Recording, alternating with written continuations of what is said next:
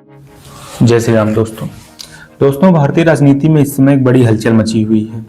वर्तमान लोकसभा अध्यक्ष ओम बिरला जी के खिलाफ विपक्ष ने उन्हें पद से हटाने के लिए औपचारिक नोटिस दे दिया। विपक्ष का आरोप है कि सदन की कार्यवाही निष्पक्ष नहीं चल रही है, लेकिन क्या विपक्ष के पास वो मेजॉरिटी है जिसके द्वारा वो स्पीकर को उनके पद से हटा सकती है?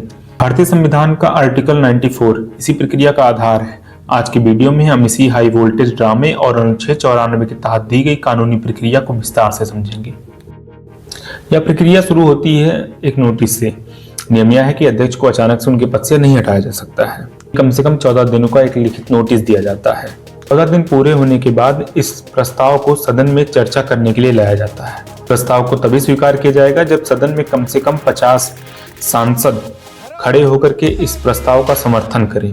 अगर विपक्ष इन 50 सांसदों को इकट्ठा नहीं कर पाती है तो यह प्रस्ताव वहीं गिर जाएगा। सबसे दिलचस्प बात यह होती है कि जिस अध्यक्ष के खिलाफ यह प्रस्ताव लाया जाता है वो उस समय अध्यक्ष की कुर्सी पर नहीं बैठता है। उनकी जगह पर उपाध्यक्ष या पैनल का कोई अन्य सदस्य अध्यक्षता करता है। हालांकि अध्यक्ष को संसद में बैठने, बहस में हिस्सा लेने व वोट देने का अधिकार होता है, किंतु वह निर्णायक वोट नहीं दे सकते हैं।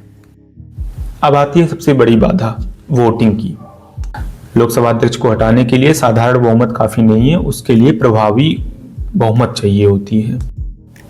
इसका मतलब संसद की जो क्षमता है उसमें से जो सीटें खाली हैं उन्हें घटाकर जो बची हुई सीटें होती हैं उनकी 50% से अधिक का बहुमत होना चाहिए। सरल शब्द में कहा जाए कि अगर सरकार के पास बहुमत है तो लोकसभा अध्यक्ष को हटाना लगभग नामुमकिन होता है। यही कारण है कि अब तक भारत के इतिहास में किसी भी लोकसभा अध्यक्ष को इस प्रक्रिया से उनके पद से हटाया नहीं गया है। क्या यह प्रस्ताव सिर्फ एक राजनीतिक संदेश है?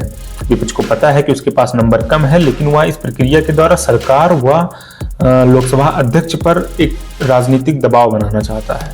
क्या लगता है, क्या अध्यक्ष को हटाए जाने की यह प्रक्रिया सही है? कमेंट बॉक्स में जरूर बताएं। भारतीय राजनीति व इतिहास के ऐसे ही गहरे विश्लेषण को जानने के लिए हमारे चैनल को सब्सक्राइब करें व इंस्टाग्राम पे फॉलो करें। मिलते हैं अगले वीडियो में। जय हिंद।